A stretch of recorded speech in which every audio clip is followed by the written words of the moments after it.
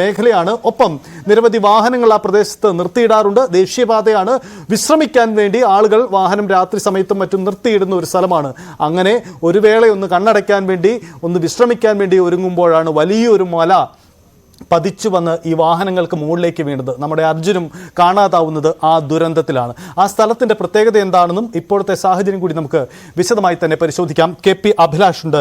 അഭിലാഷ്, ആ സ്ഥലം ഒരു സങ്കീർണ അവസ്ഥയാണ്. ഒപ്പം തന്നെ സമീപത്തുകൂടെ കടന്നു പോകുന്ന നദി, അതിൻ്റെ സാന്നിധ്യം, അതൊക്കെ ഈ അപകടാവസ്ഥയും സാഹചര്യങ്ങളും വർദ്ധിപ്പിച്ചിട്ടുണ്ടാവാം. നമുക്ക് എങ്ങനെ വിശദമാക്കും ആ സ്ഥലത്തിൻ്റെ സങ്കീർണാവസ്ഥ, ഒപ്പം അവിടുത്തെ സാഹചര്യങ്ങളെ?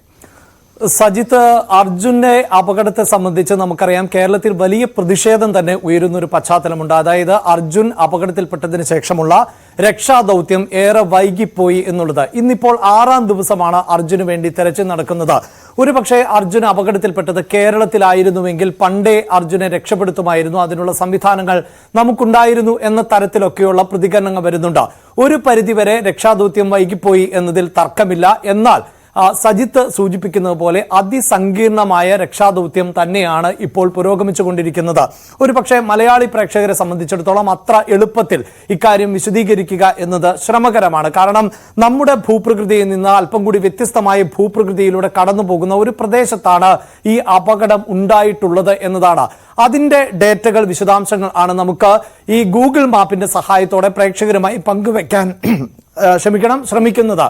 ഇനി നമുക്ക് ആ ഡേറ്റകളിലേക്ക് പോകുമ്പോൾ ആണ് ഈ ഷിരൂർ എന്ന് പറയുന്ന ഭാഗത്തു കൂടി കടന്നു പോകുന്ന ദേശീയപാതയുടെ ഗൂഗിൾ വ്യൂ ആണ് ഇപ്പോൾ നമുക്ക് കാണാൻ സാധിക്കുന്നത്. ആ ഗൂഗിൾ വ്യൂവിൽ ഈ കാണുന്ന പാത കടന്നു പോകുന്നതിനോട് തൊട്ടു ചേർന്ന് തന്നെ ഗംഗാവാലി നദി ഒഴുകുന്നത് നമുക്ക് ദൃശ്യങ്ങളിൽ വ്യക്തമായി കാണാൻ സാധിക്കുന്നുണ്ട്. അതായത് അത് വീതി കൂടിയ ഒരു പുഴയാണ് ആ ഭാഗത്തുകൂടി കടന്നു പോകുന്നത്. അതിനോട് തൊട്ടു ചേർന്ന് ആണ് ഈ ദേശീയപാത കടന്നു പോകുന്നത് എന്നതാണ് എടുത്തു പറയേണ്ടത്. ഇപ്പോൾ ഈ മണ്ണിടിച്ചിൽ ഉണ്ടായിട്ടുള്ള ഭാഗത്തെ സംബന്ധിച്ച ഒരു ഗൂഗിൾ റിവ്യൂവിലേക്ക്, ദൃശ്യങ്ങളിലേക്ക് നമ്മൾ പോകുമ്പോൾ പ്രേക്ഷകർക്ക് ഈ ഭാഗം ഒരുപക്ഷെ ഈ ദൃശ്യങ്ങളിൽ നിന്ന് മനസ്സിലാക്കാൻ സാധിക്കുന്ന ഈ പാറക്കെട്ടുകളും മണ്ണും ഒക്കെ അടങ്ങിയ പ്രദേശമുണ്ട്. ഈ ചിത്രത്തിൽ കാണുന്നത് ഈ ദേശീയപാതയുടെ നിർമ്മാണ ഘട്ടത്തിൽ അടക്കം ഉണ്ടായിരുന്ന ഒരു ചിത്രമാണ്. ഇതിൽ നിന്ന് കാതലായൊരു മാറ്റം ഇപ്പോൾ ഉണ്ടായിട്ടില്ല എന്നതാണ്. അതായത് നേരത്തെ HD കുമാരസ്വാമി അടക്കം സൂചിപ്പിച്ച ഒരു കാര്യം എന്നത് ഈ ദേശീയപാത കടന്നു പോകുന്നതിന്റെ വശങ്ങളിൽ ഉള്ള ഉയരം കൂടിയ മലകൾ, അവിടെ സംരക്ഷണ ഭിത്തി എന്നത് കൃത്യമായി നിർമ്മിക്കപ്പെടുന്നില്ല. അത് വലിയ അപകട സാധ്യതയാണ് ഉണ്ടാക്കുന്നത് എന്നാണ് പറയുന്നത്. ഈ പ്രേക്ഷകർ എടുത്ത് ശ്രദ്ധിക്കേണ്ട ഒന്ന്, ഈ സംരക്ഷണ ഭിത്തി ഇല്ല എന്ന് പറയുന്ന മലയുടെ ഭാഗം എന്നത് വളരെ ഉയരം കൂടിയ ഭാഗം ആണ് എന്നുള്ളതാണ്. ഏതാണ്ട് 500 മീറ്റർ നീളത്തിൽ ആണ്, അതായത് 1/2 കിലോമീറ്ററോളം നീളത്തിൽ ആണ് കുത്തനെ ഉയർന്ന മലയിടുക്ക് എന്ന് തന്നെ പറയാവുന്ന ഭാഗം ഉള്ളത്. ഈ മലയിടുക്കിന് താഴെ കൂടിയാണ്, അതിന്റെ ഓരത്തു കൂടിയാണ് ഇത്തരത്തിൽ ദേശീയപാത കടന്നു പോകുന്നത് എന്നുള്ളതാണ് നമുക്കിപ്പോൾ ഈ ദൃശ്യങ്ങളിൽ കാണാൻ സാധിക്കും. ഇവിടെ നിരവധി ടാങ്കർ ലോറികൾ ഉൾപ്പെടെ നിർത്തിയിട്ടുള്ളത്. നമുക്ക് ഏകദേശം പ്രേക്ഷകരോട് പങ്കുവെക്കാൻ സാധിക്കുന്നത് ഈ മണ്ണിടിച്ചിൽ ഉണ്ടായ ഭൂപ്രദേശം എന്നത് ഈ ഭാഗം ആണ്. ഇതിന് താഴെയായും അതോടൊപ്പം തന്നെ ദേശീയപാതയുടെ എതിർവശത്തായും വാഹനങ്ങൾ പാർക്ക് ചെയ്യാറുണ്ട് എന്നുള്ളതാണ് നമുക്കറിയാം. നേരത്തെ ഈ പ്രദേശവാസികൾ ഉൾപ്പെടെയുള്ളവർ നൽകിയ പ്രതികരണങ്ങൾ പരിശോധിച്ചാൽ ഈ മേഖലയിൽ ആണ് ഒരു ചായക്കട പ്രവർത്തിച്ചിരുന്നത്. ഇപ്പോൾ ഈ ദീർഘദൂര യാത്രകളൊക്കെ നടത്തുന്ന ആളുകൾക്കറിയാം, ഇങ്ങനെ ദൂരദേശങ്ങളിലേക്കൊക്കെ പോകുമ്പോൾ ഒറ്റപ്പെട്ട ചില ചായക്കടകൾ ഉണ്ടാകും, അവിടെ നല്ല ഭക്ഷണം ലഭിക്കും. അതോടൊപ്പം തന്നെ ഈ ലോറി ഡ്രൈവർമാരൊക്കെ വിശ്രമത്തിന് വേണ്ടി തെരഞ്ഞെടുക്കുന്ന സ്ഥലം ഈ വിശാലമായ പാർക്കിംഗ് ഏരിയ ഉള്ള സ്ഥലം ആണ്. അങ്ങനെ വിശാലമായ പാർക്കിംഗ് ഏരിയ ഉള്ള ഒരു പ്രദേശമായിരുന്നു ഇപ്പോൾ ഈ അപകടം ഉണ്ടായ മേഖല എന്നാണ് നമുക്ക് മനസ്സിലാക്കാൻ സാധിക്കുന്നത്. അതുകൊണ്ട് തന്നെയാണ് ഈ അപകടത്തെ സംബന്ധിച്ച ഒരു വ്യാപ്തി എത്രത്തോളം ഉണ്ട് എന്ന് തുടക്കത്തിൽ മനസ്സിലാകാതെ പോയത്. തുടക്കത്തിൽ നമുക്കറിയാം ആ പ്രദേശത്തിന്റെ ഭൂപ്രകൃതിയുടെ പ്രദേശത്തിന്റെ പ്രത്യേകത അനുസരിച്ച് ഈ ചായക്കട അവിടെ പ്രവർത്തിക്കുന്നുണ്ട്. ചായക്കടയോട് ചേർന്ന് കുടുംബങ്ങളും ഉണ്ടായിരുന്നു. അവിടെയുള്ളവരെല്ലാം ഈ മണ്ണിനടിയിൽ പെട്ടുപോയി. അവരെയാണ് ഈ യഥാർത്ഥത്തിൽ തിരച്ചിലിൽ ആ മൃതദേഹങ്ങൾ ആണ് ലഭിച്ചത്. ആ ഒരു കൗണ്ടോടുകൂടി, അങ്ങനെ മൃതദേഹങ്ങൾ ലഭിച്ചതോടുകൂടി ഏതാണ്ട് ഈ രക്ഷാപ്രവർത്തനങ്ങൾ അവസാനിപ്പിച്ചു. എന്നാൽ ഈ ഭാഗത്ത് ഇത്തരത്തിൽ വിശ്രമിക്കുകയായിരുന്ന എത്ര വാഹനങ്ങൾ ഉണ്ടായിരുന്നു, അല്ലെങ്കിൽ ആ സമയത്ത് കടന്നുപോയ മറ്റ് കാറുകൾ പോലെയുള്ള ചെറുവാഹനങ്ങൾ ഉണ്ടായിരുന്നോ, ഇതിലൊന്നും ഇപ്പോഴും വ്യക്തത പൂർണ്ണമായും ഇല്ല എന്നുകൂടിയാണ് സജിത്ത് നമുക്ക് കൂട്ടിച്ചേർക്കാൻ പറ്റുന്നത്. ഒരു പക്ഷേ അനുമാനിക്കുന്നതനുസരിച്ച് ഈ പ്രദേശത്ത് ആയിരിക്കണം അർജുന്റെ വാഹനം പാർക്ക് ചെയ്തിരുന്നത്. നമുക്കറിയാമല്ലോ, ഈ അപകടമുണ്ടാകുന്നതിന് മണിക്കൂറുകൾക്ക് മുമ്പ് അർജുൻ കുടുംബവുമായി ബന്ധപ്പെട്ടിരുന്നു. അപ്പോൾ ആ കുടുംബത്തോട് പറഞ്ഞ ഏതാണ്ടൊരു പൊസിഷൻ എന്നത് ഈ മാപ്പിൽ കാണുന്ന ഈ മേഖലയാണ് എന്ന് തന്നെ പറയാൻ സാധിക്കുന്നു. ഈ ഭാഗത്ത്, അതായത് ഇപ്പോൾ ഈ ടാങ്കർ ലോറികൾ കാണുന്നത് പോലെ അർജുന്റെ വാഹനം, അത് അത്യാധുനിക സൗകര്യങ്ങളോട് കൂടിയിട്ടുള്ള വാഹനം തന്നെയാണ്. ആ വാഹനം പാർക്ക് ചെയ്യുകയും അതിൽ അർജുൻ ഉറങ്ങുകയുമായിരുന്നു എന്നാണ് നമുക്ക് മനസ്സിലാക്കാൻ സാധിക്കുന്നത്. അങ്ങനെയെങ്കിൽ അർജുന്റെ വാഹനത്തിലേക്ക് അടക്കം ഇപ്പോൾ മണ്ണ് പതിച്ചിട്ടുണ്ട്. അത് പക്ഷേ ഈ മലയോര പ്രദേശത്തിനോട് ചേർന്നാണോ? അതായത് ഇപ്പോൾ ഈ ദൃശ്യങ്ങളിൽ കാണുമ്പോൾ നമുക്കറിയാം ഈ വാഹനങ്ങൾ പാർക്ക് ചെയ്തിട്ടുള്ളത് നേരെ ഈ മലയ്ക്ക്, അതായത് ഈ കുത്തനെ ഉയർന്ന മലയ്ക്ക് തൊട്ടു താഴെയാണ് എങ്കിൽ മറ്റു ചില വാഹനങ്ങൾ എതിർവശത്താണ് പാർക്ക് ചെയ്തിട്ടുള്ളത്. നമുക്ക് ഇപ്പോൾ KV ബൈജു അവിടെ നിന്ന് പങ്കുവച്ച ദൃശ്യങ്ങളിലൊക്കെ ഈ പ്രദേശം ഒരു ഗ്രൗണ്ട് പോലെയായി മാറി എന്നുള്ളതാണ്. അതായത് ഈ ദേശീയപാതയിലേക്ക് വലിയ തോതിൽ മണ്ണ് ഇടിഞ്ഞു വീഴുന്നു.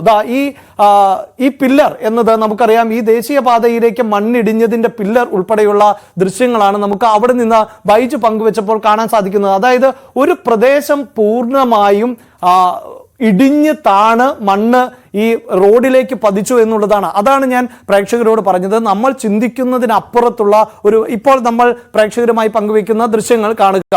ആ ദൃശ്യത്തിൽ വ്യക്തമാണ് ഒരു വലിയ മല അത് പൂർണ്ണമായും ഈ ഇടിഞ്ഞ് റോഡിലേക്ക് എത്തുന്നു എന്നുള്ളതാണ്. അതോടൊപ്പം നമുക്ക് പരിസരത്തു കൂടി കടന്നു പോകുന്ന ആ പുഴയുടെ ദൃശ്യങ്ങൾ കൂടി കാണാൻ സാധിക്കുന്നുണ്ട്.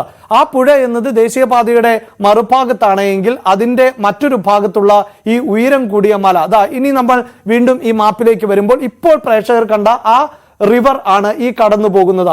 ഈ റിവർ ആണ് അല്പസമയം മുമ്പ് പ്രേക്ഷകർ ദൃശ്യങ്ങളിൽ കണ്ടത്. ആ റിവറിന് ഇപ്പുറത്തുകൂടി ആണ് ഈ ദേശീയപാത കടന്നു പോകുന്നത്. ആ ദേശീയപാത, ഈ റിവർ എന്നത് ഒരു താഴ്വാരത്തിന്റെ സ്വഭാവം ഉള്ള പ്രദേശത്തോടുകൂടി, അതായത് ഈ കുന്നിന് തൊട്ടു ചേർന്ന് ഒരു താഴ്വാര സ്വഭാവത്തോടു കൂടി ആണ് ഒഴുകുന്നത്. ഇപ്പോൾ ഞാൻ കാണിച്ച ഈ പ്രദേശമാണ് ഇപ്പോൾ ഈ ഇടിഞ്ഞ് താണ് കിടക്കുന്ന പ്രദേശം. അതായത് നേരത്തെ മാപ്പിൽ കണ്ട കുത്തനെ ഉയർന്ന ഭൂപ്രദേശം ആണ് ഇപ്പോൾ പ്രേക്ഷകർ ദൃശ്യങ്ങളിൽ കാണുന്ന ഇടിഞ്ഞ് താഴ്ന്ന പ്രദേശം. ഇവിടെ നമുക്കറിയാം ഈ മല മുകളിൽ നിന്നുള്ള വെള്ളം അടക്കം നീരൊഴുക്ക് ഇപ്പോഴും നിലച്ചിട്ടില്ല. കഴിഞ്ഞ ദിവസങ്ങളിലടക്കം ഈ രക്ഷാപ്രവർത്തനത്തിന് ഞാൻ നേരത്തെ പറഞ്ഞ ടവർ, ആ ടവറിന്റെ ദൃശ്യം ആണ് ഇപ്പോൾ പ്രേക്ഷകർ ദൃശ്യങ്ങളിൽ കണ്ടത്. ആ ടവർ ഇടിഞ്ഞു കിടക്കുന്നത് നമുക്ക് സ്ക്രീനിന്റെ ഇടതുവശത്തായി ദൃശ്യങ്ങളിൽ കാണാൻ സാധിക്കുന്നുണ്ട്. ആ ടവർ പക്ഷേ നമുക്ക് വീണ്ടും ഈ മാപ്പിലേക്ക് വരികയാണെങ്കിൽ ആ ടവറിന്റെ പൊസിഷൻ എന്നത് ഇതാണ്. ഈ ടവർ ആണ് അല്പസമയം മുമ്പ് പ്രേക്ഷകർ കണ്ട ആ മണ്ണിനടിയിൽ കിടക്കുന്ന ടവർ.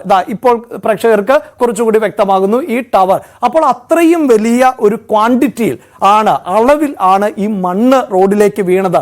യഥാർത്ഥത്തിൽ അതാണ് ഈ രക്ഷാപ്രവർത്തകരെ സംബന്ധിച്ചിടത്തോളം ഒരു ഘട്ടത്തിൽ മൃതദേഹങ്ങൾ ലഭിച്ചതിന് ശേഷം രക്ഷാപ്രവർത്തനം അവസാനിപ്പിക്കാൻ തയ്യാറായത്. പക്ഷേ നമുക്കറിയാം മാധ്യമങ്ങളുടെ ഇടപെടൽ ഉണ്ടാകുന്നു.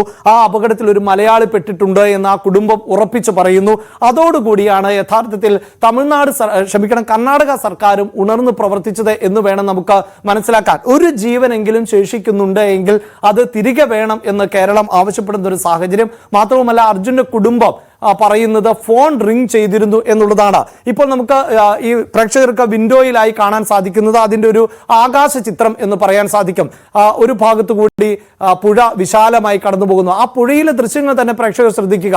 അതിലേക്ക് പോലും ടൺ കണക്കിന് മണ്ണ് പതിച്ചിരുന്ന ഒരു സാഹചര്യമാണുള്ളത്. അതായത് ആ റോഡ് ഏതാണ്ട് പൂർണ്ണമായും ബ്ലോക്ക് ചെയ്യപ്പെടുന്നു എന്ന് മാത്രമല്ല അവിടെ അങ്ങനെ ഒരു റോഡ് ഉണ്ട് എന്ന് പോലും മനസ്സിലാക്കാൻ പറ്റാത്ത തരത്തിൽ ആണ് ഈ മണ്ണിടിഞ്ഞത്. ആ മണ്ണിടിയുമ്പോൾ കനത്ത മഴയായിരുന്നു. അങ്ങനെ ചെളി നിറഞ്ഞ് ആ റോഡ് പൂർണ്ണമായും മൂടിപ്പോകുന്ന ഒരവസ്ഥയാണ് ഉണ്ടായിരുന്നത്. സജിത്ത്, അവിടെയാണ് ഈ രക്ഷാപ്രവർത്തനം ഏറെ ദുർഘടമായി മാറിയത്. അതായത് തുടക്കത്തിൽ നമുക്കറിയാമല്ലോ ഈ JCB പോലെയുള്ള അല്ലെങ്കിൽ മണ്ണ് മാന്തി യന്ത്രങ്ങൾ അടക്കമൊക്കെ ആ പ്രദേശത്തേക്ക് എത്തിക്കുക എന്നത് തന്നെ ശ്രമകരമായിരുന്നു. റോഡിലൂടെ എത്തി ആ മണ്ണ് മാറ്റി വാഹനങ്ങൾക്കടക്കം കടന്നു പോകാൻ ഏത് നിമിഷവും ഇത് ചെളിയിൽ പുതിയുന്ന ഒരു സാഹചര്യമൊക്കെ ഉണ്ട്. ഈ വലിയ ടോറസ് ഒക്കെ ഉപയോഗിച്ചുകൊണ്ടാണ് ഈ മണ്ണ് നീക്കുന്നത്. അപ്പോൾ ഏത് നിമിഷം വേണമെങ്കിലും ഈ ടോറസ് താഴ്ന്നു പോകാം. അതോടൊപ്പം തന്നെ ആ ഭൂപ്രകൃതിയുടെ പ്രത്യേകത അനുസരിച്ച് മണ്ണിന് കാര്യമായ ബലം ഇല്ല. അത്രയും വലിയ കുന്നാണ്. അതിൽ വലിയ പാറക്കെട്ടുകൾ പോലെയുള്ള വലിയ കൂറ്റൻ പാറകൾ ഉണ്ട്. അതും മണ്ണും മിശ്രിതമായി നിലനിൽക്കുന്ന ഒരു ഭൂപ്രകൃതിയാണ് അവിടെയുള്ളത്. അതുകൊണ്ട് തന്നെ ഏത് നിമിഷവും കൂടുതൽ മണ്ണ് ഇടിഞ്ഞേക്കാം. മാത്രമല്ല കൂടുതൽ വെള്ളം ഇറങ്ങുകയാണെങ്കിൽ മണ്ണിന്റെ ബലം കുറയും. അങ്ങനെയൊക്കെയുള്ള ഒട്ടേറെ പ്രതിസന്ധികൾ ഒരു ഘട്ടത്തിൽ രക്ഷാപ്രവർത്തനത്തിൽ ഉണ്ടായിരുന്നു എന്നത് വസ്തുതയാണ്. പക്ഷേ ഒരു ജീവൻ ശേഷിക്കുന്നുവെങ്കിൽ അത് രക്ഷപ്പെടുത്തുക എന്നതിന് തന്നെയാണ് രക്ഷാപ്രവർത്തകർ പരിഗണന നൽകേണ്ടത്. ആ പരിഗണന ഉണ്ടായില്ല എന്നുള്ള വിമർശനമാണ് ഉയരുന്നത്. പക്ഷേ രക്ഷാപ്രവർത്തകരുടെ അശാന്ത പരിശ്രമത്തെ നമുക്ക് ചെറുതായി കാണാനാവില്ല. അവർ ഏറെ റിസ്ക് എടുത്തുകൊണ്ട് ഇപ്പോഴും സൈന്യം അവിടേക്ക് എത്തുന്നു, നേവി അവിടേക്ക് എത്തിക്കഴിഞ്ഞു. നമ്മൾ നേരത്തെ മാപ്പിലടക്കം സൂചിപ്പിച്ച ആ പുഴയിൽ കൂടുതൽ തെരച്ചിൽ, അതാണ് മറ്റൊരു സാധ്യത.